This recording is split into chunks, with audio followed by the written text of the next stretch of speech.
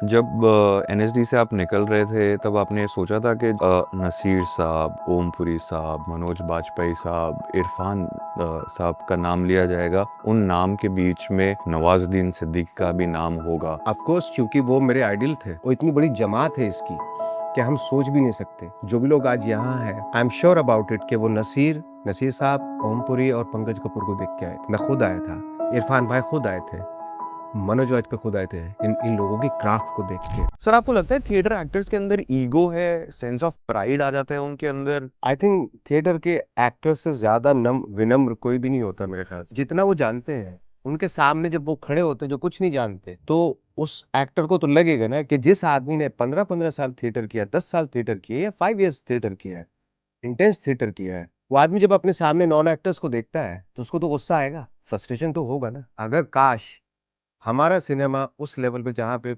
Theatre के actors को lead role मिलते, तो आज मेरे ख्याल से हम एक्टिंग के नए डायमेंशंस देख चुके होते। फर्स्ट ऑडिशन मेरे ख्याल से मैंने इसी का दिया था, सरफरोश का सरफरोश का। ऑडिशन को लेके कोई ऐसी आपकी याद? एक्चुअली ये रोल मेरे एक दोस्त को मिल रहा था जो मेरा मेरा रूम पार्टनर भी रहा है। वो गायब हो गया था 8 दिन के लिए, और जब आया तो बिल्कुल ही मेंटली अनस्टेबल हो गया था वो। और उसके बाद वो, आई थिंक निर्मल दास नाम था उसका, और वो कम से कम कोई 6-7 साल तक अनस्टेबल रहा और बाद में उसका कुछ पता नहीं कहा गया।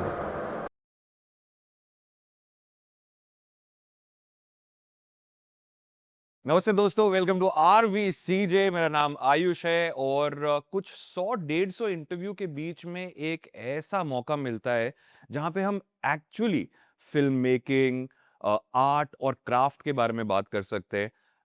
आज मेरा सौभाग्य है that I am seated with a legend Nawazuddin Siddiqui and a legend in the indie space Aditya Kripalani. Welcome to RVCJ।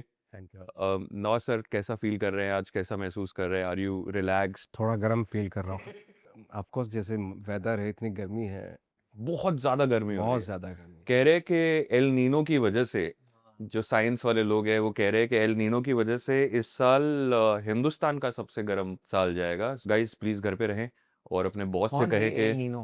हाँ जी। कौन है El Nino? El Nino scientist ने एक टर्म डिस्कवर किया है, ये पैसिफिक को लेके है। इसके अंदर नहीं जाएंगे RVCJ वाले एल नीनो के बारे। कौन सी बात वो कर रहे जानते ही है, पर मैं चाहता हूँ कि आप अपने बॉस वॉस से कहें कि इस गर्मी के मौसम में आपको वर्क फ्रॉम होम की परमिशन दे दे ताकि आप घर पे बैठ के काम करें। नवाज सर, जब आप काम नहीं कर रहे होते, घर पे होते हैं, तो वर्क फ्रॉम होम का आपका कैसा एटमॉस्फेयर होता है? आपका कैसा शेड्यूल होता है? आप अपने आप को ऑक्यूपाइड रखना पसंद करते हैं? नहीं, ऐसा नहीं, मैं तो चाहता हूँ खाली रहूँ बहुत। हम्म। मुझे कोई 1 महीना 2 महीना दे दे ताकि मैं कहीं चला जाऊँ, खाली कुछ नहीं करना चाहता मैं। जी। कुछ नहीं का मतलब कुछ नहीं, सिर्फ़ एक कमरे में बैठना चाहता हूँ। सामने थोड़ी-सी अच्छी ग्रीनरी हो, जो अनफॉर्च्युनेटली काट दी गई है। जी। पेड़-पौधे हम जी। ध्यान नहीं रख रहे इस चीज़ों का, बट आने वाले वक़्त में बहुत ही दुखदाई होगा। Aditya, how do you relax when there is nothing on the plate? I live in Germany 6 months here. तो घर के सामने एक नदी है, मुझे लगता है बस वहां जाके बैठना मुझे अच्छा लगता है। क्या आपको लगता है कि ये एक लग्जरी है लोगों के पास में जो हम शहरी लोगों के पास में नहीं है? नहीं, अब तो गाँव में भी कहाँ बची नदी-नाले। हम्म। वहाँ से भी सब पेड़-वेड़, ग्रीनरी, ये वो सब पहले हुआ करता था 20-22 साल पहले, जी। 30 साल पहले कहानी जी। सुनते थे। गाँव नदी, खूबसूरत सी नदी के आगे बसा हुआ है, वहाँ पे पेड़-पौधे, चिड़िया चहचहाती हैं। हम्म। वो कहाँ, वो तो कहीं बहुत ही साउथ के कोई अगर गाँव में मिल जाए तो मिल जाए, वरना कहाँ आजकल तो। कहानियों में अब। कहानियों में, हाँ, किताबों में। मैं चाहता हूँ आप नवाज सर को अपने गांव में इनवाइट करें। अगर आपका गांव हरा और फला फूला और वहाँ पे ग्रीनरी है, तो नवाज सर फ्री टाइम पे जरूर आएंगे आपके गांव में और वो 1 महीना वहाँ पर चिल करेंगे। जैसे डन। ये है, अपने गांव का नाम कमेंट्स में जरूर से लिखना। फिन अ, सिटी। हाँ जी। फिन सिटी, वो गांव का नाम फिन सिटी है। अ, मैं एक्टर नहीं हूं आदित्य। एक तो कॉन्सेप्ट वाइज, एक ऐसा कॉन्सेप्ट, एक फिल्म मेकर्स ना हमेशा बेंचमार्क बनाने की कोशिश करते हैं और जो बने हुए स्टैंडर्ड्स हैं उनको ब्रेक करने की कोशिश करते हैं।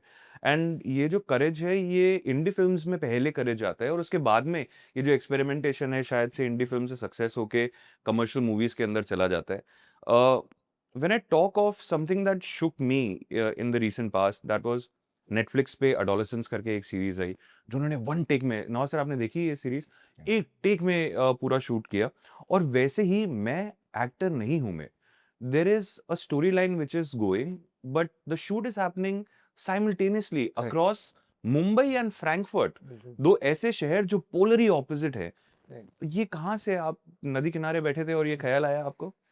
एक्चुअली हम क्योंकि मैं एक एक्टर्स डायरेक्टर हूँ, अपने आप को ऐसे मानता हूँ, सो वी थॉट कि how do we keep the performances very natural, क्योंकि कॉन्वर्सेशन एक नेचुरल कॉन्वर्सेशन क्रिएट करना आसान बात नहीं है। हम्म, क्योंकि हम बात कर रहे हैं तो बीच में काटते हैं एक दूसरे को, सेंटेंसेस कंस्ट्रक्शन नहीं होती, हम्म, ग्रामर सीधा नहीं होता, फंबल्स होते हैं हमारी कॉन्वर्सेशन। लेकिन फिल्म में हमने इस देश में देखा है बचपन से कि एक कोई खत्म करता है फिर दूसरों पे बात करता है, एक लिरिकल तरीके से मीटर के साथ बात करते हैं। हम्म, तो जब आपको कॉन्वर्सेशन नेचुरल रखनी है तो आपको उसके पीछे ये काम करना पड़ेगा। तो फिर और वो भी है कि जब कोई भी एक्टर एक चीज़ फिर से दोहराता है, तो उसमें एक अननेचुरलनेस आ ही जाती है, मंझा हुआ एक्टर भी हो कोई। हम्म, तो कैसे हम इन चीज़ों को परे करें? तो जी, सोचा कि लाइव शूट करेंगे, ताकि ये दोनों एक्टर्स एक दूसरे के साथ वीडियो कॉल पे बात करें और एक दूसरे का चेहरा देख के असल में वो कुछ नई चीज़ ही देख रहे हैं। हम्म, हर टेक में हम कुछ नई लाइन्स कर रहे थे, जी, थोड़ा-थोड़ा यहाँ-वहाँ, ताकि वो हर टेक में थोड़ा एक बदलाव आए और वो फ़ील, एनर्जी उस टेक की अलग लगे। हम्म। इसलिए हमने लाइव शूट किया। सर आपका एक्सपीरियंस कैसा रहा शूट के दौरान? आप, ऐसा तो हो नहीं सकता कि नवाजुद्दीन सिद्दीकी अपनी लाइंस भूल जाए। आई थिंक शुरू में बड़ा अजीब सा लगा था क्योंकि इस तरीके से शूट कभी किया नहीं था हमने कि मैं सामने उनको देख रहा हूँ, उनके डायलॉग्स सुन के अपना रिएक्ट कर रहा हूँ, या मैं डायलॉग बोल रहा हूँ वो रिएक्ट कर रही है, ऐसा कभी थ्रू द फोन हम्म, या ऐसा एक्सपेरिमेंट तो कभी नहीं किया था। हम्म, अमूमन सामने एक्टर ही होता था जब बोलते थे। तो थोड़ा सा 1-2 दिन लगा उसको समझने में कि नहीं अभी तो यही है, हम्म, एक्टर यही है, मेरा को एक्टर यही है सामने, जो भी कुछ ये इसी से जो भी कुछ लेना है या देना है, गिव एंड टेक जो होता है एक्टर्स के बीच में, वो यही है, यही माध्यम है। आपने खुद ने अपनी जर्नी के अंदर इतने सारे स्टीरियोटाइप्स तोड़े हैं जब एक्टिंग की बात करते हैं, पर कोई ऐसा रोल जो आपने देखा हो जहाँ पे किसी एक्टर ने उनका नॉर्मल स्टीरियोटाइप तोड़ के कुछ नया, कुछ अलग और कुछ मजेदार किया हो? As far as acting is concerned, like Bandit Queen ने बहुत ही स्टीरियोटिपिकल तोड़ा था। हम्म, उस फिल्म को बहुत ही लोग ना इतना ज्यादा तरजीह नहीं देते हैं, बट मैं उसको बहुत ज्यादा बड़े पेडेस्टल पे रखता हूँ, क्योंकि उसने जो एक रियलिज्म का जो स्टैंडर्ड दिया, हम्म, उसको अभी भी हम क्रॉस नहीं कर पाएंगे। जब मैंने फर्स्ट टाइम उस फिल्म को देखा, आई थिंक इतना बड़ा इम्पैक्ट मेरे पे किसी फिल्म का नहीं हुआ, चाहे वो कोई वेस्ट की फिल्म हो चाहे कहीं की भी फिल्म हो, जितना बैंडिट क्वीन का हुआ। हम्म, मुझे लगा उस वक्त पे, मुझे लगा मैं फर्स्ट ईयर में था तब, मुझे लगा कि अगर रियलिज्म का ये स्टैंडर्ड है तो इसको इसके आसपास जाना भी बहुत मुश्किल है। हम्म, लेकिन यही स्टैंडर्ड रख के चलना है हमको। जब मुंबई जाएंगे, क्योंकि सब लोग मुंबई आ रहे थे उस वक्त में, थिएटर के लौट आ रहे थे, हम्म, ये चीज़ दिमाग में रखनी है कि रियलिज़्म इस लेवल पे होगा तो ही हम लोगों की शक्लें दिखाई देंगी या हम हम्म, सर्वाइव कर पाएँगे, नहीं तो बिल्कुल नहीं कर। लाइक अगर हम देखें, क्योंकि हमारा सिनेमा फ़ोक थिएटर से या ट्रेडिशनल थिएटर से ही आया है, जी, रामलीला से आया है, जी। या जो और भी ट्रेडिशनल फ़ॉर्म्स हैं उनसे आया है। सिनेमा के अंदर हमारे, स्पेशली इंडियन सिनेमा के अंदर एक कन्वर्सेशन जो बहुत पसंद है, वो एक इंसान का भगवान के साथ का कन्वर्सेशन, दीवार। जैसे दीवार। Nawaz sir, do you have such conversations with the almighty? नहीं, मैं तो ऐसा नहीं है, मेरा तो मैं ये ज़रूर है, इतना ज़रूर है कि जब अकेले बैठे हों तो तब सेल्फ रियलाइज़ेशन होता है, क्या कितना क्या किया है, क्या गलत हो रहा है, क्या सही हो रहा है। हम्म, बट गॉड से कन्वर्सेशन वो मेरा, आई थिंक मुझे लगता नहीं मैंने कभी किया हो। Are you not a religious person? Not like that कि जो मुझे कि मेरी मुझे इतना ज़रूर है कि गॉड्स ऑफ कोर्स मेरा बिलीफ है गॉड में, सब कुछ एनर्जी है, उसमें बिलीफ है। बट मेरा जो है कि मुझे मालूम है कि अगर मैं खुद नहीं करूँगा, वो मेरा सपोर्ट नहीं करेगा। मेरा जैसे एक माझी में भी डायलॉग है कि भगवान के भरोसे मत बैठो, क्या पता भगवान खुद तुम्हारे भरोसे बैठा हो, क्योंकि वो ये चाह रहा है कि भाई तू खुद उठ के कुछ करेगा तो मैं सपोर्ट करूंगा ना। तू सोता रहेगा, लेटा रहेगा, मस्ती में रहेगा, तो मैं क्यों सपोर्ट करूं तुझे? हाँ जी, तो मेरा उस चीज में बिलीव है, मैं करूंगा क्या तो गॉड भी सपोर्ट करेगा। क्या बात है। How hard is it to convince a person like Nawazuddin Siddiqui to do a film like मैं एक्टर हूँ? आई थिंक इनको आप किसी भी चीज़ पे कन्विंस नहीं कर सकते हैं। हम्म, आप इनको कुछ प्रेज़ेंट करो, अगर वो बाय इन है उनका इमोशनल, तो फिर वो कन्विंस है और फिर उनकी कन्विक्शन एकदम लॉन्ग टर्म और जनरली स्ट्रॉन्ग कन्विक्शन। हम्म, आप उनको you can't overturn his belief because he's a very strong minded person. Aditya कह रहा था कि बहुत बहुत ही सपोर्टिव सिस्टम रहता है, क्योंकि क्या होता है ना कि एक्टर को अगर सपोर्ट होना डायरेक्टर का कि मैं हूँ तुम्हारे साथ, डू व्हाटएवर यू वांट। जैसे अक्सर मैंने जो अच्छे डायरेक्टर्स होते हैं, जैसे नाम ले सकते हैं सर, कोई प्रॉब्लम नहीं है। बहुत सारे डायरेक्टर्स हैं, जी। लाइक अनुराग हैं, हम्म। जब उनके साथ काम करते हैं या आदित्य के साथ, तो एक मालूम होता है कि अगर मैं कुछ गलत करूंगा ये संभाल लेगा मुझे। हम्म। और दूसरा ये कि एक्टर को अगर पहला शॉट जो कर रहा है वो उसको झूठ मूठ बोल दो बहुत अच्छा शॉट दिया है, वो जो सेकंड शॉट होगा ना वो वाकई बेस्ट करेगा। क्योंकि अगर आपने पहले ही शॉट में एक्टर को, क्योंकि एक्टर जो है ना बहुत ही सेंसिटिव चीज़ है, एक्टर को हैंडल करना बहुत, क्योंकि थ्रू आउट द फिल्म वो आपके लिए ना बहुत ओबीडियंट है, हम्म। जो भी आप कह रहे हैं वो करने की कोशिश कर रहा है। तो अगर ऐसा ओबीडियंट कोई इंसान भी हमें जिंदगी में मिल जाए तो हमारी लाइफ तो बहुत कंफर्टेबल हो जाएगी। जी। तो इसलिए एक्टर्स को ना वो आपकी तरफ देख रहा है, शॉट खत्म होता है, एक्टर डायरेक्टर की तरफ देखता है सबसे पहले, एम आई राइट और नॉट, वहां से हरी झंडी लेता है वो। हम्म। इट मीन्स कि एक्टर ना बहुत ही वनरेबल और बहुत ही ओबीडियंट होता है। उसको अगर पहले शॉट में भले ही उसको वो अच्छा ना हुआ हो, लेकिन आप बोल दो वेरी गुड, बहुत अच्छा, थोड़ा सा इधर उधर कर ले तो बाकी बहुत अच्छा है। सर मैं बता रहा हूँ कोई एवरेज एक्टर भी अपना बेस्ट देके जाएगा आपके साथ, तारीफ करो बस। और थोड़ी तारीफ की जरूरत है। This is a life lesson, not just actors, मतलब हाँ, आपके अगर कोई एम्प्लॉय भी हैं, एग्जैक्टली, घर में कोई काम करने वाले हैं, अगर आप उनकी तारीफ करेंगे तो आप देखो वो आपके लिए अपनी जान निछावर कर देंगे। एब्सोल्युटली, बिल्कुल बिल्कुल। So I just feel I'll say one thing है, जब हम FTI में थे तो हमको किसी ने एक्टर्स के साथ डील करना नहीं सिखाया। बहुत सारी चीजें टेक्निकल जो सिनेमा के बारे में समझ में आई, फिर धीरे धीरे समझ में आई कि actor can not feel judged. जब कोई कोई परफॉर्मेंस करता है, आपका कोई भी शब्द या एक्सप्रेशन या इमोशनल जो भी आप रिएक्ट करते हो, वो जजमेंट वाला नहीं हो सकता। अरे खराब कर दिया, कोई भी एक एक्सप्रेशन या कुछ भी आपने, अगर वो एक्टर को लगा कि यार ये डिसअपॉइंट कर दिया मैंने इनको या मैंने कुछ खराब कर दिया, तो वो सिकुड़ जाता है। आपका अगला टेक खुला हुआ, आपको चाहिए वो मतलब बब्बर शेर वाले जोन में जाए वो। या तो एक बच्चे जैसे जो प्ले कर रहा है, बच्चे जब खेलते हैं, खेल-कूद करते हैं तो कितने फ्री होते हैं वो। आपको एक्टर उस स्थिति में चाहिए, मनस्थिति में। तो आप जितना एक एनवायरनमेंट बनाओगे एनकरेजमेंट का और प्यार का, so that's why you should work also with only with an actor who you can love. या that's what I would say to I everybody. Think अभी जो यंग एक्टर्स, यंग डायरेक्टर्स आ रहे हैं वो इस चीज का ख्याल रखते हैं। आजकल लोगों के सेंटिमेंट भी थोड़े वीक हो गए हैं, मतलब बहुत जल्दी इमोशनल हो जाते हैं। आपको ऐसा लगता है जो नई पीढ़ी के लोग हैं, मतलब जेन जी, वो बहुत ही वेल रेड, एक तो उनके पास में इंफॉर्मेशन का दरिया है जब हम इंटरनेट की बात करते हैं, और उनको पता है कि क्या सही है क्या गलत है, और उसकी वजह से वो अपने इमोशंस भी बहुत अच्छे से जाहिर कर पाते हैं। हाँ, ये भी बात सही कह रहे हैं आप। और दूसरा ये है कि अगर कुछ हम लोगों को गलतियां नजर आती हैं जेंजी में, तो वो हमारी गलती है। एक्चुअली हमने उनको दिया क्या, एक्चुअली वॉर्स दे रहे हैं हम उनको, पेंडेमिक दिया हमने उनको, इतनी सारी चीजें दी हैं उनको, ऐसी बम दे दिया हाथ में मोबाइल का, जिसको वो हाँ, मतलब बनाया तो हमने ना बनाया मोबाइल। तो इस जनरेशन ही ने है ना। हम्म। जो आप उनको परोस रहे हैं, परोस के दे रहे हैं, उसमें वो सरवाइव कर रहे हैं भी बहुत बड़ी बात है। वरना जिस तरह का माहौल हम जेंजी को दे रहे हैं, it's so difficult to survive in this atmosphere actually.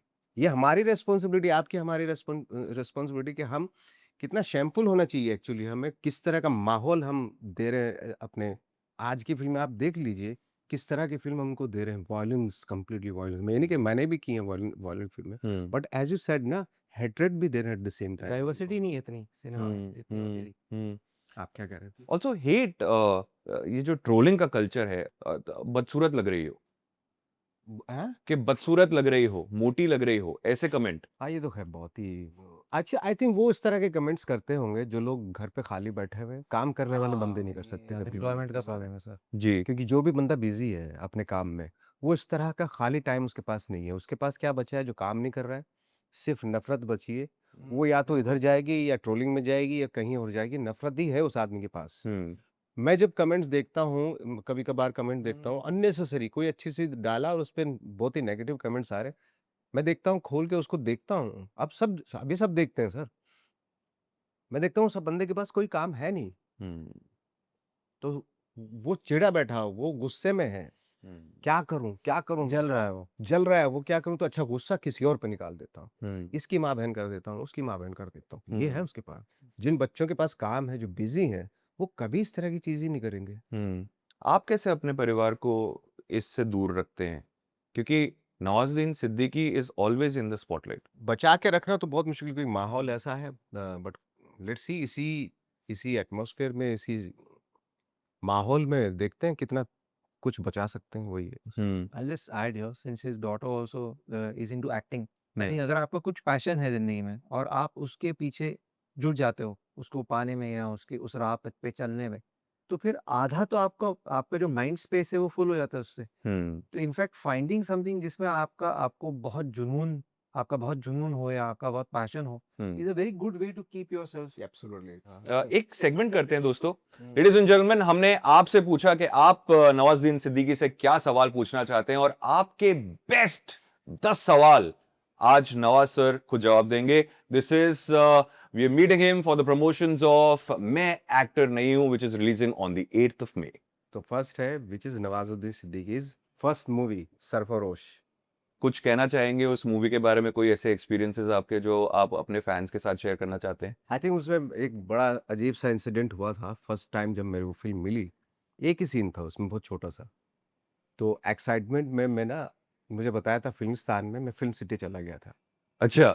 तो वहाँ जाके मैं देख रहा हूँ कोई शूटिंग तो हो नहीं रही इधर, पाँच छः घोड़े खड़े होते हैं यहाँ। तो मैंने लैंडलाइन से फ़ोन किया, तब पेजर होते थे हमारे हाँ, पास। करेक्ट। जी जी। मैंने फ़ोन किया, मैंने, सर शूटिंग कहाँ है?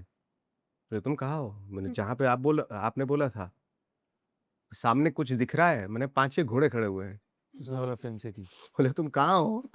मैंने फिल्म सिटी। तो उन्होंने कहा, भाई बेवकूफ़, फिल्म सिटी नहीं, हमने फिल्मिस्तान बोला था। तो फिल्मिस्तान में फिर ऑटो लिया मैंने, स्टेशन पे उतरा, ईस्ट में, ईस्ट से फिर वेस्ट गया भाग के, और भागता-भागता ही मैं फिल्मिस्तान पहुँचा। We all know what happened after that. वो कल्चरल लेजेंड है. Everyone who's talking about Nawazuddin Siddiqui always talks about his beginning in Sarfarosh. Beautiful, wonderful, sir. Next question. What was Nawazuddin Siddiqui? अरे वाह! ये क्या है? फर्स्ट ऑडिशन मेरे ख्याल से मैंने इसी का दिया था, सरफरोश का सरफरोश का ही दिया था। ऑडिशन को लेके कोई ऐसी आपकी याद, कोई आपके फेवरेट कास्टिंग डायरेक्टर के बारे में हमें बताएं कि उस वक्त पे अभी मेरे ख्याल से बहुत कम लोग जानते होंगे, उमा शंकर पथिक नाम था उनका। सरफरोश में एसोसिएट डायरेक्टर भी थे और कास्टिंग डायरेक्टर भी थे वो। एक्चुअली ये रोल मेरे एक दोस्त को मिल रहा था, जो मेरा रूम पार्टनर भी रहा है। वाह! वो गायब हो गया था 8 दिन के लिए, हम्म और जब आया तो बिल्कुल ही मेंटली अनस्टेबल हो गया था वो। और उसके बाद वो, आई थिंक निर्मल दास नाम था उसका, और वो कम से कम कोई 6-7 साल तक अनस्टेबल रहा, और बाद में उसका कुछ पता नहीं कहाँ गया वो। खो गया है कहीं, क्या हुआ, आई डोंट नो। आज तक पता नहीं उसका। मेरा बैचमेट भी था वो। उनके साथ आपकी कोई मेमोरीज ऐसी जो आपको याद हो? मेमोरीज तो बहुत सारी हैं, बट एक मेमोरी अजीब सी मेमोरी है मेरे साथ उनकी, कि जब वो मेरे साथ रह रहे थे, तो मैं रात के 3 बजे होंगे, मैं सो रहा था, तो अचानक से मेरी आँख खुली, और जब आज जैसे ही आँख खुली तो वो मेरे फेस पे ऐसे था। मेंटली अनस्टेबल तो हो ही गया था वो, हम्म ये तो हमें सबको पता था। फिर भी कुछ दिन के लिए मैंने रखा उसको अपने पास। जी। एक रात ये हुआ 3 बजे, कि मैंने अपनी जस्ट ऐसे ही मेरी आँख खुली और मैं देखा कि सामने ये है। तो मेरी तो हालत कैसी हुई हुई पता। जी, ये बहुत खतरनाक ये इंसिडेंट एनएसडी से ही हुआ। थे आप बोल रहे थे? एनएसडी से ही थे? एनएसडी से ही थे, हाँ। एक्टर थे वो भी, जी। निर्मल दास मेरा बैचमेट। जी, उमा शंकर पथिक के बारे में आप बता रहे थे। हाँ, उन्होंने ऑडिशन जो लिया था, हाँ, वो मेरा दोस्त गायब हो गया, जी। निर्मल दास। और फिर मुझे बुलाया, मेरे से पूछा कहाँ है वो? मैंने कहा वो 8 दिन तक तो दिखाई नहीं दे रहा, कहाँ है, कहाँ है? जी। तो आप दे दोगे ऑडिशन? मैंने, हाँ, दे दूँगा। तो मैंने ऑडिशन दिया जॉन अब्राहम के घर पे, और उसी वक़्त पे मेरा कास्ट कर लिया, मुझे कास्ट कर क्या बात है, तालियां होनी चाहिए भाई। लिया। बढ़िया। अगला क्वेश्चन सर। ये है, how much does Nawazuddin Siddiqui Uh-oh. Danger हो सकता है sir. Charge for a movie?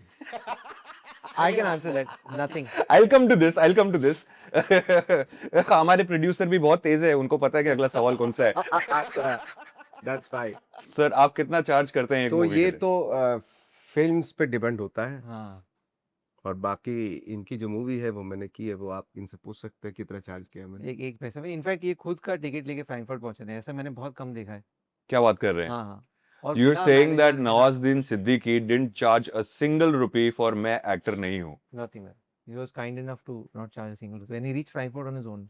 Sir खर्चे कैसे निकाल रहे हो? है उसके लिए बड़ी फिल्में हैं। हाँ जी. बहुत बढ़िया. हाँ Next question please. What is Nawazuddin सिद्दीकी's नेट वर्थ? माय गॉड पूरा मैथमेटिक्स बताना है मुझे, ये तो बड़ा गड़बड़ है मामला, can't say. Net worth is his movies. चलिए क्वेश्चन को थोड़ा सा चेंज करते हैं फैंस के लिए, क्योंकि फैन को डिसअपॉइंट भी नहीं कर सकते.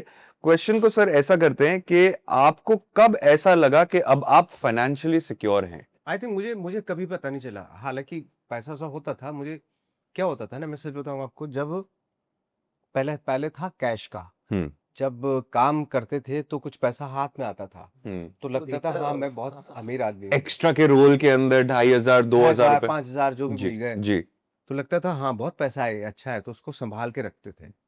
उसके बाद क्या हुआ कि ये सब कैश वैश का तो खत्म हो गया, हम्म. सब नंबर्स चल रहा है अभी, तो हम्म. नंबर्स में हमें पता ही नहीं चलता हम कितने अमीर हो गए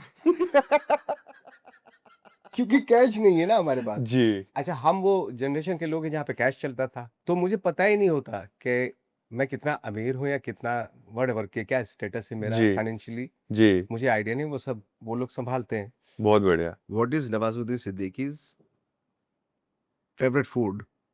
हाँ, फेवरेट फूड मेरे गांव का है, जी. जो ताहरी होती है वहाँ पे, बिरयानी ताहरी जो होती है वो मेरा फेवरेट। और फ्रैंकफर्ट का माय गॉड, एक जहाँ ये रहते हैं उनके घर के सामने एक शॉप है फ्रैंकफर्ट में, वहां पे जो चीज मिलती थी वो फ्रिकेडेल करके एक कटलेट होता है मीट का, तो दोस्तों एक काम करें, गूगल मैप पे जाएं और आप उस जगह को पिन करें, सच लिखे बता, मतलब वो खाने के लिए मैं जा सकता हूँ कभी भी फ्रैंकफर्ट। फ्रैंकफर्ट जा सकते हैं. आप टैग करें इस जगह को जहां पे फ्रिकाडेल मिलता है, और उसको जब पिन करें तो उसका नाम लिखे नवाजुद्दीन सिद्दीकी's फेवरेट, क्या चीज है ये? Fried chicken meat favourite chicken dish.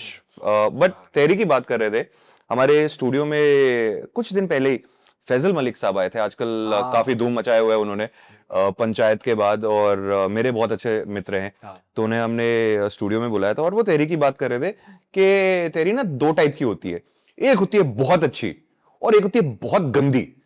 आपकी सबसे गंदी खाई हुई तहरी कहाँ की है? आई थिंक वो जो बाजार में जो मिलती है वो बेस्ट होती है, हम्म. घर पे अक्सर जो बनाई जाती है क्योंकि वो बहुत ही खराब बनती है, जी. घर पे बनने लायक है नहीं ये जी. आइटम जो है। How old was Nawazuddin Siddiqui during gangs of Wasseypur? ये तो कांट से जितना होगा उतना ही होगा। फैजू की जो उम्र थी वही हाँ, अच्छी खासी उम्र थी, मतलब जैसे उस अब है वैसे मूवी के ड्यूरेशन में काफी लाइक उम्र हो गई by the end of the film. हाँ फैजल खान की एंड में हम इस पे भी आएंगे लेटर ऑफ. हाँ। एक तो प्रोड्यूसर सवाल और जवाब साथ में रखा करो. Okay. What is Nawazuddin Siddiqui's height? 5'6"? 5'6". आपको कभी ऐसा हुआ है कि हाइट को लेके कॉम्प्लेक्स हुआ है? हाँ, शुरू में हुआ, काफी हुआ, क्योंकि हाइट की वजह से काफी रिजेक्शंस हुए, स्किन कलर की वजह से भी काफी रिजेक्शंस हुए, तो थोड़ा सा एक आया था, एंग्स आता था, अब नहीं आता, पर लेकिन काफी टाइम रहा, मेरे ख्याल से वो 40 इयर्स तक रहा मेरे अंदर वो एंग्स। चलिए इसके बारे में भी हाँ। इसी के बाद में करते हैं. अगला question. How many children does Nawazuddin Siddiqui have? 2, 1 daughter and son. उनका परिचय कुछ उनके बारे में हमें बता सकें तो क्या उम्र है उनकी? और हाँ, यानी जो मेरा बेटा है वो 10 साल का है और शौरा 16 इयर्स। बहुत बढ़िया. जब पहली बार फादर बने थे, व्हाट वाज दैट इमोशन? पहली बार शौरा पैदा हुई थी बेटी मेरी, उसको हाथ में लिया, कटो सीधा बनारस, और मेरा गैंग्स ऑफ वासेपुर का शूट शुरू हो गया। एंड लाइफ चेंजिंग कह सकता हूं मैं आपकी जिंदगी की ये हाँ, फिल्म, कि वो absolutely. लाइफ चेंजिंग थी. वंडरफुल. आप कितना मानते हैं इस बात को कि मैं बेटी नहीं क्या? मानता हूँ इन सब चीज़ों को, कोइंसिडेंट होते हैं ऐसे, बट अगर मैं कहता हूँ कोइंसिडेंट भी है ऐसा तो भी बहुत ही प्यारा है, क्योंकि बेटी मेरे हाथ में थी, और कभी कभी कहते हैं ना कि बेटी लड़कियों का एक अलग वो होता है, बहुत कुछ लेके आती है जब आपकी लाइफ में आती है। Beautiful. Next question sir. Who is Nawazuddin Siddiqui's current favourite directors?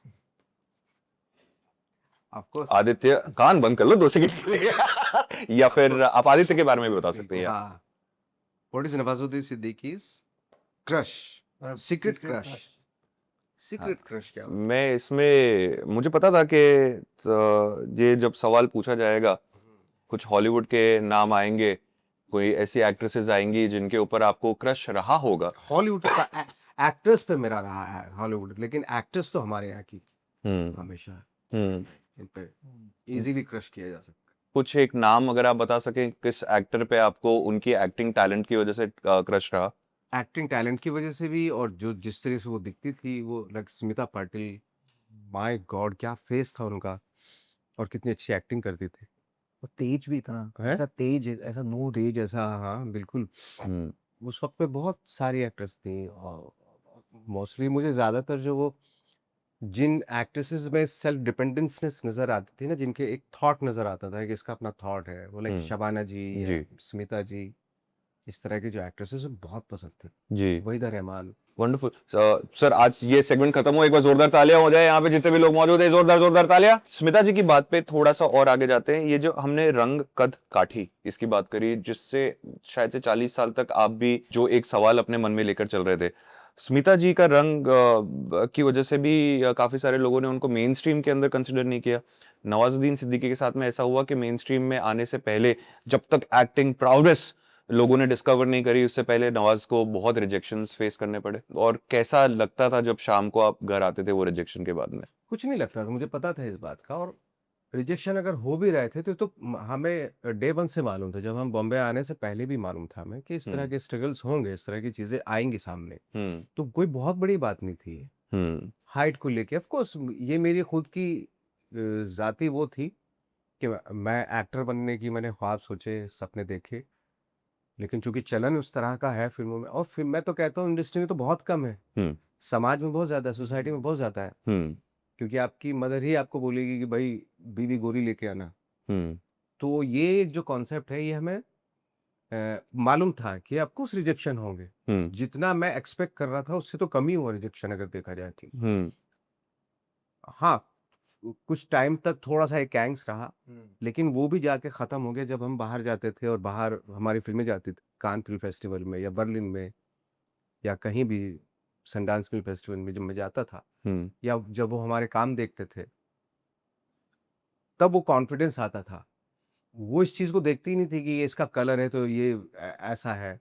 उनको लगता था ये तो खूबसूरत है, क्योंकि हालांकि मैं इन सब चीज़ों बिलीव नहीं करता हूँ, बट हॉलीवुड रिपोर्टर्स में जब रिव्यूज आते थे तो वो हैंडसम नवाजुद्दीन करके लिखते थे। वाह। मैंने ये कैसे हो सकता है यार, इट्स जस्ट इम्पॉसिबल। तो वो कॉन्फिडेंस जो है यहाँ पे हमारा लैक हो जाता था, बट जब इस तरह के रिव्यूज आने शुरू हुए, लिखा जाता था इस तरह के कि इस रोल के लिए बहुत ही ज्यादा खूबसूरत है टाइप में, तब मेरे कॉन्सेप्ट बदलते चले गए। इवन मैंने जब स्लम डॉग मिलियनेयर की जो वो थी फ्रिदा पिंटो, फ्रिदा पिंटो का जब मैंने पोस्टर देखा, होर्डिंग्स देखा वहां पे कान फिल्म फेस्टिवल में, बहुत सारे गोरे उसका फोटो खींच रहे थे कि कितनी ब्यूटीफुल, कितनी खूबसूरत है ये। तब मुझे रियलाइज हुआ कि यार कलर जो है ना, किसी जगह पे वही कलर किसी जगह पे ओके नॉर्मल है या बिलो एवरेज है, और किसी जगह पे वो ब्यूटी है। I think you were going for that look for a banker in Frankfurt who is retired, a normal Indian look. आप ये सोच रहे थे जब नवाज सर का कास्टिंग हो रहा था तब? मुझे, मैं इतना ये सब कुछ मेरे लिए इतनी ज़रूरी चीज़ें हैं नहीं। बट मेरे लिए ऐसा है कि जहाँ मैं अगर रशिया गया हूँ या जर्मनी में हूँ या स्विट्ज़रलैंड में हूँ, जो इंडियंस 20-30 साल पहले किसी छोटे कस्बे से या कहीं गए हैं इंजीनियरिंग पढ़ के या कोई चीज़ पढ़ के वहाँ पढ़ने, जहाँ पे इंग्लिश का इतना दबाव नहीं है। रशिया, स्विट्ज़रलैंड, जापान, जर्मनी, यहाँ पे इतना इंग्लिश की प्रोग्रेस नहीं है, किसी को इतना फ़र्क नहीं पड़ता इंग्लिश से। तो वहाँ पर वो वहाँ की भाषा बात करते हैं, जर्मन या रशियन या जो भी, और अपने देश की भाषा जो हिंदी है, हिंदुस्तानी भाषा, यही कॉम्बिनेशन है। तो मुझे लगता है जो लोग बाहर रहते हैं या जो बाहर घूमे हैं थोड़ा, उनको ये पता है कि हमारे देश में बहुत एक अंग्रेज़ीपन, बिकॉज़ हम ब्रिटिश कॉलोनी है या थे, तो उस वज़ह से साइकोलॉजिकली तो अभी भी ब्रिटिश कॉलोनी है, जी। बट थे ब्रिटिश कॉलोनी एक्चुअली। तो वो इंग्लिश वाला जो है, इसलिए कास्टिंग में हम लोग बहुत एक we gotten stuck in some perspective. But ये वो नेचुरल चीज है एक्चुअली। आप जाके किसी भी बैंकर को मिलोगे वहां, तो कोई पंजाब से तो पंजाबी बात करेगा और जर्मन बात करेगा, ऐसा ही है। वो गुजरात से गुजराती बात करता है, उसको शायद हिंदी इतनी नहीं आती, बिकॉज वो सीधा वहां से गुजरात से कहीं सूरत से सीधे गए हैं वहाँ। आपने मुंबई लोकल ट्रैवल किया है? अभी रिसेंटली दो आई थिंक 2-2.5 साल पहले की बात है, बाड़ा साहब का बर्थडे था, जन्मदिन मना रहे थे, तो पार्लियामेंट जो बम्बे में है वहाँ पे शायद वो मना रहे थे, तो मैं कहीं बाहर था और मेरा जाना ज़रूरी था, मुझे बुलाया था, तो मैंने बोल दिया ठीक है मैं आ रहा हूँ। तो जब मैं एयरपोर्ट पहुँचा बाहर से कहीं, मुंबई एयरपोर्ट पे पहुँचा, तो मुझे रिसीव करने के लिए 3-4 गाड़ियाँ और आगे ये वो सब। मैं गया बिल्कुल राजाओं की तरह, जैसे फर्स्ट टाइम इतना बड़ा मुझे काफ़िला मिल रहा था, एस्कॉर्ट कर रहे थे। बड़ा अच्छा लग रहा था, गया पार्लियामेंट में और उसी दिन शाम को मेरा कपिल वाला शो था। जी गैंग्स ऑफ वासेपुर का कुछ वो चल रहा था ना, हाँ, वो celebration। कितने साल पूरे हो गए जी जी उसके जी जी चक्कर जी में, गैंग्स का वो था। तो 2 एपिसोड होने थे। पहला हो चुका था जिसमें मैं नहीं था, क्योंकि मुझे वहाँ जाना था, जी मंत्रालय। और जो सेकंड था उसमें मेरा होना ज़रूरी था, क्योंकि और वो 9 बजे स्टार्ट होना था। और मुझे 9:30 तो रास्ते में जाते ही बज गए थे, 9, जब मैं एयरपोर्ट से उतरा। जी तो मैं जब गया तो पूरा लाव लश्कर के साथ जा रहा था मैं, बाकायदा अटेंड किया मैंने, देखा, फिर जब वो ख़त्म हो गया तो फिर मैं भागा वहाँ से। मैंने उनको बोला जो हमारे साथ थे, सर मुझे वहाँ पे ना 10 बजे पहुँचना है और 9:30 यहाँ हो चुके हैं।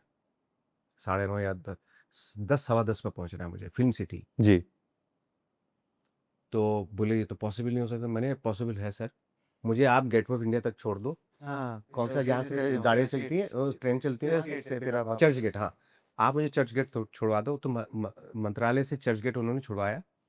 मैंने अब कोई नहीं पीछे आएगा, मैंने मास्क लिया, हाँ, ये जो मेरे साथ था बंदा उसने मास्क लिया, हम ट्रेन में चढ़े और पूरा लगा ये वो इतना भीड़, और बिल्कुल हम बिल्कुल ऐसे टाइट खड़ा रहा मैं, है ना, चर्च गेट से गोरेगांव तक। लास्ट जो ट्रेन का जो जर्नी थी वो थी, गोरेगांव तक हम लोग चढ़े। जैसे गोरेगांव आने वाला था, वहां पे एक लड़के ने मुझे देखा, जो मेरे लिए मुझे देखा ऐसे, तो मेरी आंखें देख के उसने मैसेज किया, जो उसका दोस्त पीछे खड़ा हुआ था उसको, I think this is Nawazuddin Siddiqui है। और मैं मैसेज देख रहा हूँ, तो उसके पास मैसेज गया, उसने देखा ऐसे, मुझे देखा ऐसे, एक गोरेगांव आ गया, तो उधर के भाग गया। तो ये बड़ा अच्छा रहा मुझे। अच्छा क्या लगा, मुझे याद आ गई, जैसे मैं 10-12 साल तक ट्रेन में घूमा था, मुझे वापस वो मसल मेमोरी होती ना, चिपक के चल रहा है, बैग आगे लटका दिया। मसाज हो रही, इतना मजा आ रहा आया मुझे, मैं बता नहीं सकता आपको। मुझे लगा यार 2-4 बार ऐसे करना चाहिए, एक तो औकात याद आ जाती है आपकी कि हम, और दूसरा बहुत अच्छा पूरा आपका बॉडी ना खुल जाता है, मसाज हो जाती है, बिना पैसे के मसाज हो जाती है। अगर आप वो लड़की हैं जिन्होंने नवाज सर को आइडेंटिफाई कर लिया था, आप कमेंट करें, आपके कमेंट को हम पिन कर देंगे सबसे ऊपर। So I want this in the comment that yes I saw Nawazuddin Siddiqui travelling in a local with me. कमाल कमाल स्टोरी, कमाल स्टोरी, हाँ जी। मजा ही आ अगर गया। गए तो कैसे राजाओं की तरफ कैसे आए, अब ये भी बड़ा मजा आता है नहीं मुझे। But your audacity also right, your Exactly. Thought also कि आप भी उनको बोल रहे हैं कि मुझे चर्च गेट छोड़ हाँ दो। हाँ, मुझे ऑफ कोर्स, मुंबई की कितनी खूबसूरती है ये, क्या आप फटाक से कहीं भी चले जाओ, इतना अच्छा ट्रांसपोर्टेशन है। क्या कहना चाहेंगे ये मुंबई, हर एक एवरेज मुंबई करेज को लेके, कि हर रोज घर से निकलना एक करेज है, रोज घर पे आना एक प्लानिंग है, ये इस मुंबई के करेज के बारे में क्या कहना चाहेंगे? ऑफ कोर्स है, नो डाउट। और ये तो खैर रहने वाले आदमी को ना बहुत ही वो भी देखा, इंस्पायर भी करता है, यू नो, इस तरह का जो मुंबई का लाइफ है। आप कितने भी बड़े हों, आपके लिए भी जगह है यहाँ पे, और कितने भी नीचे हों आप, उसके लिए भी बॉम्बे बराबर है। और दैट इज़ अ बॉम्बे की बहुत सारी खासियत है कि जिसमें आप इजीली सर्वाइव कर सकते हैं बॉम्बे में। थोड़ा जैसे कहते हैं ना, हमारे यहाँ कहते हैं कि जिसने कभी बॉम्बे में नहीं कमाया ना पैसा, वो कहीं नहीं कमा सकता, ऐसा है। सर अब एक अगले सेगमेंट की तरफ जाएंगे और उसके बाद हम we are also going to touch on the movie. ये वो सेगमेंट है जहां पर मैं आपके कैरेक्टर का नाम कहूंगा, उनकी मूवी का नाम कहूंगा, और आपने वो डायलॉग देना है सुनाना है जिससे लोगों ने पहचाना कि आप एक्टर हैं, right? And then we are going to move to your final question which is मैं एक्टर नहीं हूं का एक ऐसा डायलॉग जो लोगों के जहन में रह जाएगा। सबसे पहला, are you ready for the challenge? Ladies and gentlemen, we are here today.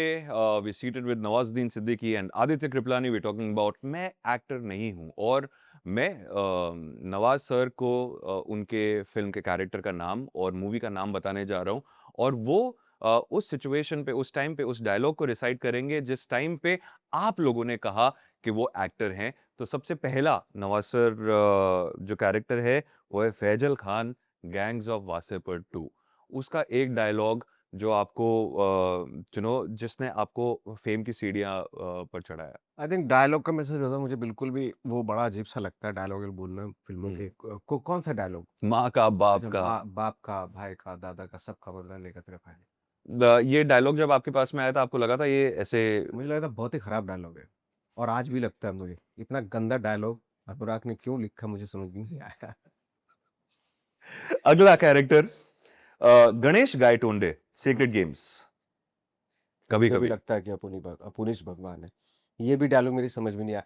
मेरी तो समझ में नहीं आता कि क्यों डायलॉग, लोगों को कुछ डायलॉग क्यों अच्छे लग हाँ, जाते वो हैं। किसी को भी समझ में नहीं कौन- आते हैं, नोबडी कैन कैलकुलेट। हाँ, क्योंकि उससे पहले की एक स्पीच है उसमें हाँ, एग्जैक्टली, उसकी कि आज कॉन्टेक्स्ट से है, उसके गोपाल आगे मठ क्या का है, पीछे जो है मैं रहूंगा, और ये जो भी हाँ, मैं कहूंगा वो ये, कि वो बोल के वो फिर बाद में बोलता है कि वो बोल रहा है कि मैं हूँ, आज से मुझसे बात हाँ। करो सब, है ना, मैं तुम्हारी समस्याएं दूर करूंगा जो भी है। तो उसके बाद अकेला जाते हुए बोलता है, कभी कभी लगता है कि अपनी भगवान। मेरा फेवरेट डायलॉग मैं बताऊं, चिकन खाना है। मेरे को बोर्ड के ऊपर मैं परेशान हो गया। Beautiful beautiful character, beautiful character. अगला कैरेक्टर, ये कहते हैं कि दुनिया में सबसे ज्यादा खूबसूरत मौत वही। मैं 15 मिनट तक अपनी सांस रोक सकता हूँ, मौत को छू के टक से वापस आ सकता हूँ।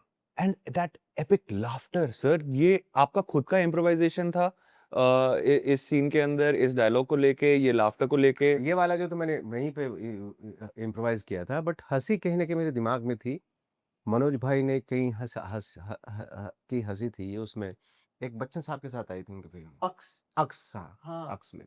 क्या वंडरफुल, उसमें अक्स में भी लाइक मनोज बाजपेयी तो सर लेजेंड है ही, हाँ, मतलब उनके नो एक्टिंग के डाउट। बारे में कोई सवाल नहीं। पर what a beautiful chemistry also between Bachchan साहब एंड मनोज बाजपेयी। सर अगला अगला डायलॉग, और मेरी आपकी फेवरेट फिल्मों में से ये एक है, ये है सादत हसन मंटो। मंटो। फिल्म का नाम है मंटो। अगर आप मेरे अफसानों को बर्दाश्त नहीं बर्दाश्त कर नहीं कर सकते। सकते, उसका मतलब ये है कि जमाना ही नाकाबिले बर्दाश्त। What was the thought of Manto when it came to you? Obviously read Manto, पर जब ये फिल्म आपको दी गई थी और जब आपने अपने आप को इमेजिन किया उस किरदार के अंदर, और जो पर्दे पर आया, आपको ऐसा लगता है कि वो जो आपने सोचा था उससे 100 गुना 1000 गुना ज्यादा अच्छा नहीं, है? मैंने तो ये नहीं सोचा था कि मैंने इसके लिए कोई कैरेक्टराइजेशन किया ही नहीं। मैंने सोचा, मैंने मुझे एक तो ये फिल्म भी मैंने फ्री में ही की थी, मैं बता दूं, मैंने कोई पैसा नहीं दिया हाँ, था पूरे मिनटों के लिए। कमेंट। मुझे जब ये किरदार मिला तो मैंने सोचा कि मुझे, thank God, this is the first film की जिसमें मुझे कैरेक्टर प्ले करने की जरूरत नहीं है। क्यों? क्योंकि एक तो मंटो की कोई वीडियो नहीं थी, सिर्फ फोटो है। अब मैं जिस तरीके से भी प्ले करूँ लोगों को वही लगेगा कि मंटो है। तो इट्स बेटर कि कोई, अगर आपको कोई टास्क ऐसा मिलता है जहां पे आपको कैरेक्टराइजेशन करने की जरूरत ना हो, आप ही हो, तो एक्चुअली वो मैं ही हूँ, नवाजुद्दीन सिद्दीकी है। मुझे कोई कैरेक्टराइजेशन, अगर हाँ, मतलब अगर मुझे इस तरह के डायलॉग मिल जाए, इस तरह के, तो मैं इसी तरीके से रिएक्ट करूंगा जैसे हम्म, मंटू ने किया। हम्म, तो वो मैं ही हूँ। और ऐसे मौके एक्टर खोजता है कि जहां पे उसको कोई कैरेक्टराइजेशन की जरूरत हो, जो वही हो, खुद वो, हम्म। उसकी अपनी बात हो। लेकिन जो उनकी बात थी, उसके मैं आसपास भी नहीं था। जो मंटो के ख्यालात थे, जो थॉट था उनका, वो इतना उम्दा सोचते थे, हम तो खैर आसपास भी नहीं ठहरते थे। बट यही था कि उसकी वजह से मुझे मंटो पढ़ना पड़ा, उनके ख्यालात जानने का मौका मिला, और बस यही था कि उनके ख्यालात को मैं अपने अंदर जज्ब कर लूं, और जैसे मैं हूँ उसी तरीके, नवाज के तरीके से बोलूं, तो मंटो हो जाएगा ये। एक एक्टर को कितना करेज चाहिए इंडी फिल्म को हाँ बोलने के लिए सर? आई थिंक ये आपकी खुद की जर्नी होती है, कि आपको क्या करना है। मुझे लाइफ में खुद को एक्सपेरिमेंट करना, खुद के अंदर झांकना है मुझे। कितने सारे कितनी सारी चीज़ें हैं मेरे अंदर। वो प्रोफेशन ये है उस प्रोफेशन के थ्रू मैं अपने आप को कितना जांच सकता हूँ, परख सकता हूँ, कितना फाइंड आउट कर सकता हूँ, वो है जर्नी मेरी। तो वो है जर्नी। मैं कोई, लोगों को शायद यकीन नहीं होगा, मैं फर्स्ट टाइम, मैं कई बार बोला भी हूँ, लेकिन कि मैं इस फील्ड में सिर्फ पैसा कमाने के लिए नहीं आया था, या पैसा कमाने के लिए नहीं आया था। लोगों को लगे क्या बात कर रहा है, लेकिन मैं सच कह रहा हूँ, सच बता रहा हूँ मैं।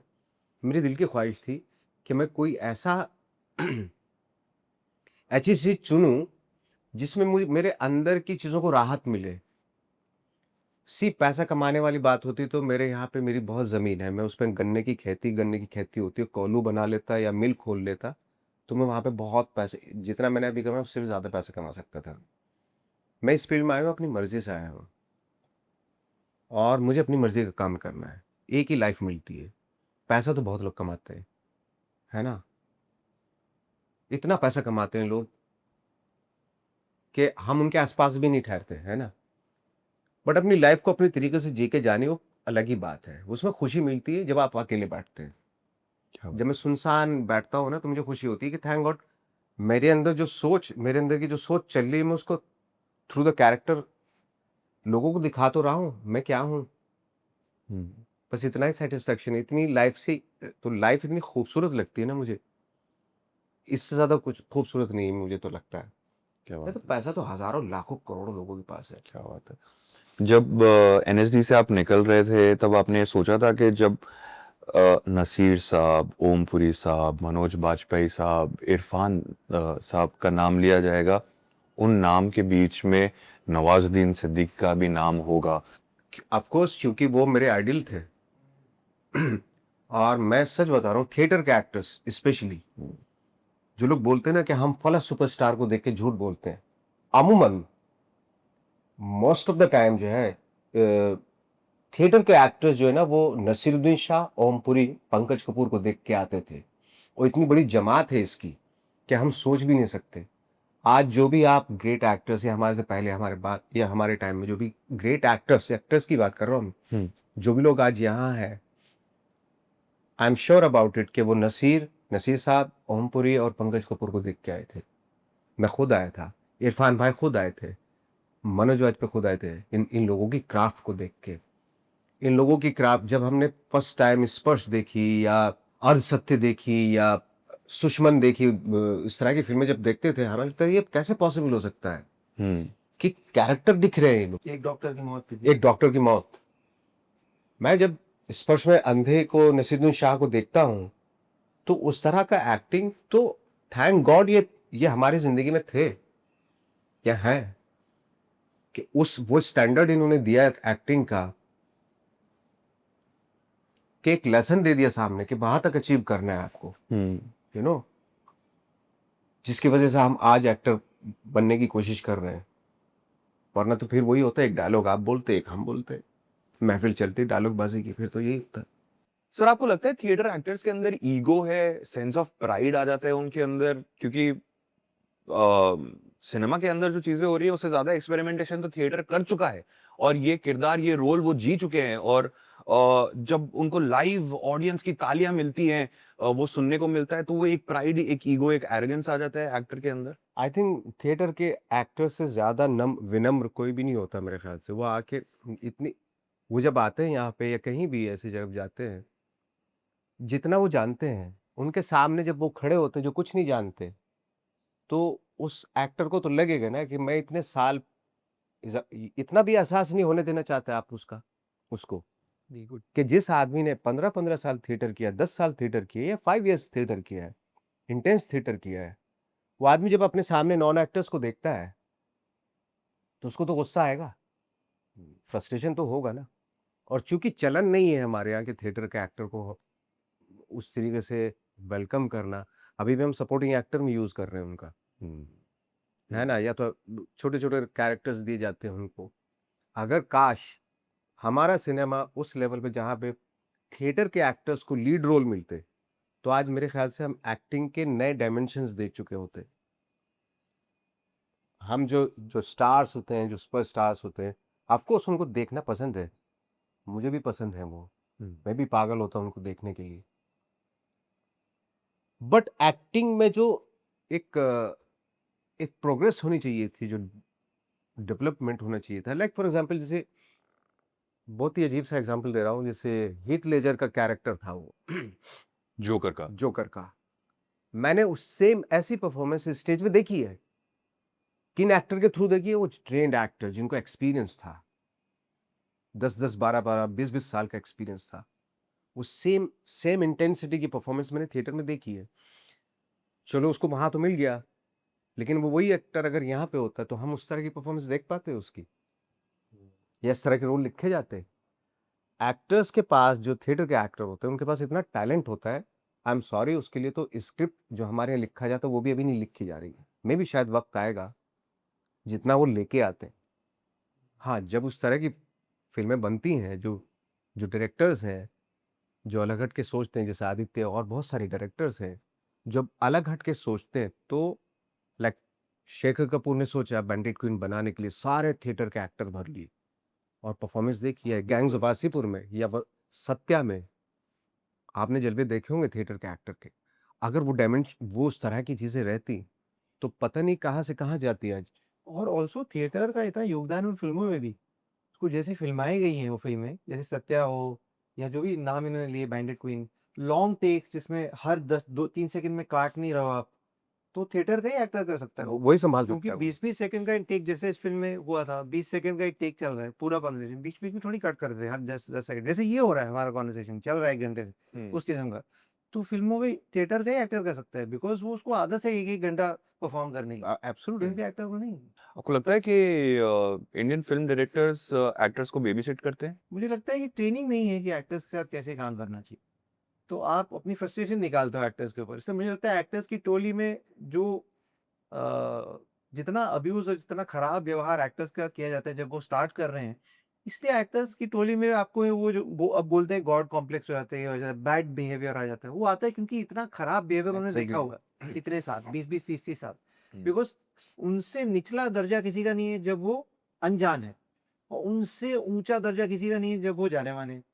तो वो एक ही इंसान कैसे ये 2 चीज़ें देखे और स्थिर रहे और स्टेबल रहे? मुश्किल है ना? एक एक्टर को एक्टिंग डायरेक्टर सिखा सकता है कि नहीं? बिल्कुल ही नहीं।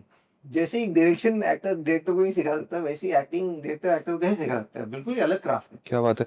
आपकी मूवी के ड्यूरेशन के अंदर ऐसा कोई टाइम आया जब नवाज़ सर एक्ट कर रहे हैं, वहाँ इंडिया में आपका शॉट चल रहा है चित्रांगद के साथ में, और वो इतने कैरेक्टर के अंदर घुस चुके हैं कि आपको कट बोलने की इच्छा नहीं हो रही? What was that sequence for our audiences if you can share? एक है जो उनको बोलती है कि अपनी, अगर आपकी दूसरी बेटी होती, इनकी एक ही बेटी है एज़ अ किरदार फ़िल्म में, तो चित्रांगद या पौनी का किरदार उनको बोलता है कि अगर आपकी दूसरी बेटी होती, तो आप काल्पनात्मक उसमें जाके सोचिए कि क्या होता उसका नेचर या उसकी फ़िज़िकैलिटी या उसका स्वभाव जो भी। तो ये उसको डिस्क्राइब करने लग जाते हैं, अपनी जो बेटी है नहीं, कल्पनात्मक बेटी को। और वो जैसे डिस्क्राइब कर रहे थे उस बेटी को, वो एक छोटा-सा फूल था 1.5 इंच का घास में, और ये उस फूल को देख के अपनी बेटी को डिस्क्राइब करने लग गए थे। तो डायलॉग्स जो दिए गए थे उसके आगे चलने लग गए थे ये। बहुत खूबसूरत था और किसी ने रियलाइज़ नहीं किया ये। I just felt very connected to him in that moment as a director, कि I was able to at least, I was the only person who saw what's going on over there. कि एक वो describe कर रहे थे कि वो ही was describing his daughter like that flower, which I thought was really beautiful. It went beyond the script. Script वाह! Got over. वो ऐसे। क्या वो फूल इंस्पिरेशन था? हाँ, ऑफ कोर्स। He क्या was in बात that moment ना, so he saw that flower. Nawaz sir, हमारे दर्शकों को कुछ 3 ऐसे रीजंस आप दीजिए कि वो थिएटर में जाएं और मैं एक्टर नहीं हूं देखें। आई थिंक एक तो इसमें मैं स्पेशली ये ज़रूर कहना चाहूँगा कि जो एक्टर्स बनना चाहते हैं या जो एक्टर्स हैं, थिएटर के एक्टर्स हैं, वैसे भी जो, उनको ये फ़िल्म ज़रूर देखनी चाहिए। क्योंकि थिएटर के एक्टर्स को या एक्टर्स को मालूम होता है कि जब किस तरह की अजीब-अजीब किस्म की एक्सरसाइज़ेज़ होती हैं, उसमें बड़ा मज़ा आता है, उसको एग्ज़ीक्यूट करते हैं बड़ा मज़ा आता है। और जो एक होता है ना कि मेथड एक्टिंग क्या है, मेथड एक्टिंग में क्या-क्या एक्सरसाइज़ेज़ है, कभी-कभी क्या है, हम सिरे से खारिज कर देते हैं, अरे मेथड एक्टिंग, अरे हटाओ यार मेथड एक्टिंग। नहीं यार, ऐसा नहीं होता। जितने भी वर्ल्ड में आइकॉनिक कैरेक्टर हुए हैं, चाहे हमारे यहाँ पे चाहे गब्बर सिंह हो या भिकू मात्रे हो या फैजल खान हो, कोई भी उस तरह के कैरेक्टर, गाहे बगाहे अनोइंगली अनोइंगली आप उन एक्सरसाइज को फॉलो करते हैं जो मेथड एक्टिंग की है, उसको सिरे से खारिज कर लेनी चाहिए, क्योंकि अगर हमारे यहाँ इस तरह का सिनेमा नहीं बनता तो फिर उस आप मेथड एक्टिंग को गाली मत दीजिए, क्योंकि उसमें प्रैक्टिकली वो एक्सरसाइजेस खोजी गई हैं जहाँ से आप शुरू करते हो और उस कैरेक्टर तक जाने का जो रास्ता है वो बताती है वो। एक तो ये, दूसरा एक एक्टर में क्या-क्या जब काम नहीं मिलता धीरे-धीरे क्या-क्या उसके अंदर एक एंग्स आ जाता है, गुस्सा आ जाता है। वो भी एक बहुत अच्छा वो है कि आप अपने आप को पॉजिटिव रखें, नहीं तो आप कहीं न कहीं अपने क्राफ्ट को किल कर रहे हैं। उस फ्रस्ट्रेशन में, डिप्रेशन में अपने क्राफ्ट को किल करते जा रहे हैं। तो उससे बचने के लिए फ़िल्म ज़रूर देखनी चाहिए। और ऑफ़ कोर्स ये जो माध्यम है कि हम लोग at the same time simultaneously हम लोग यहाँ पे भी शूट कर रहे हैं, वहाँ पे भी लाइव शूट कर रहे हैं। ये तरीका जो है आई थिंक अभी तक नहीं देखा होगा मेरे ख़्याल से अभी तक किसी ने, आई डोंट थिंक, कि मेरी जो कैरेक्टर है वो इंडिया में है, मुंबई में, और मैं फ्रैंकफर्ट में हूँ, और हम मोबाइल पे कैसे हमारा कन्वर्सेशन चल रहा है लाइव, वो एक खूबसूरत पॉइंट है इसका। क्या कहना चाहेंगे to people who are dealing with a lot of stress, lot of angst, lot of anxiety, कि वो अपने आप को कैसे उस सिचुएशन से बाहर निकालें? एक तो और कोई आपको बता नहीं पाएगा, आपको खुद ही समझना पड़ेगा। बिकॉज़ जो गुज़र नहीं रहा है उससे उसको नहीं समझ में आएगा कि आप किस चीज़ से गुज़र रहे हो। तो किसी से ऐसे ही नसीहत मत लीजिए। एक थेरेपिस्ट के पास जाइए, जैसे कोई भी मर्ज़ होता है, कोई प्रॉब्लम होता है तो आप डॉक्टर के पास जाते हो, वैसे ही थेरेपिस्ट के पास जाइए। तो that's all I would say, just go to find a good therapist, it's a great life hack. या मैं तो कहता हूँ जहाँ से जिस जड़ से शुरू होती है उसी जड़ को ख़त्म कर देनी चाहिए। एक तो ज़्यादा सीरियसली लाइफ में अपने आप को मत लीजिए, अपने काम को सीरियसली लो, खुद को मत लो। दूसरा ये लाइफ ना, एक्सपेक्टेशन मत रखो किसी से, क्योंकि क्या होता है ना, बहुत सारी चीज़ें तब आती हैं जब आप एक्सपेक्ट कर रहे हो किसी से, वो चाहे रिलेशनशिप में हो, चाहे जॉब में हो, किसी भी चीज़ में हो, कि बॉस मुझे ये करेगा, वो करेगा, वो नहीं, मत रखो। और ये सोचना चाहिए कि हमेशा एक लाइफ मिली है ना? चाहे उसको रो के गुज़ार लो, चाहे हँस के गुज़ार, चाहे घूम के गुज़ार लो, चाहे घर में रह के गुज़ार लो, अप टू यू, है ना? और बहुत छोटी-छोटी चीज़ों में वो खुशियाँ मिल सकती हैं आपको, जो बड़े-बड़े लोग करोड़ों खरबों रुपए में भी नहीं खरीद सकते। आपको खुशियाँ लेने के लिए ना पैसा खर्च करने की ज़रूरत नहीं है। आप में है, आप ढूँढो वो। वो इसीलिए बोलते हैं ना कि किसी देवता से पूछा किसी ने कि खुशी कहाँ मिलेगी?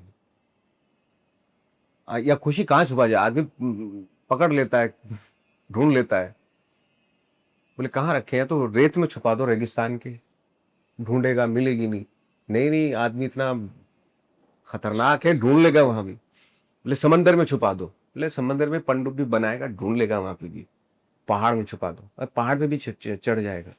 माउंट एवरेस्ट पे भी चढ़ जाएगा बंदा खुशी लेने के लिए। तो फिर क्या करें, क्या करें? तो किसी ने सजेस्ट किया, उसी के अंदर डाल दो। इधर-उधर घूमता फिरेगा, ढूँढता फिरेगा, उसको पता ही नहीं चलेगा कि तेरे अंदर की खुशी है। क्या बात है, क्या बात है, ब्यूटीफुल, ब्यूटीफुल। खुशी आपके अंदर है, आप डिसाइड करो। खुशी आपके अंदर है, और 8 मई को, मैं एक्टर नहीं हूँ, सिनेमा घरों में है, तो आप जरूर से जाएं and watch this film. It's a beautiful, it's just going to be an experience that when you step out of the cinema, you're going to think about the beauty that life is and the vision that Aditya had. Thank you so much, Nawaz sir and Aditya. Wish you all the best for the film.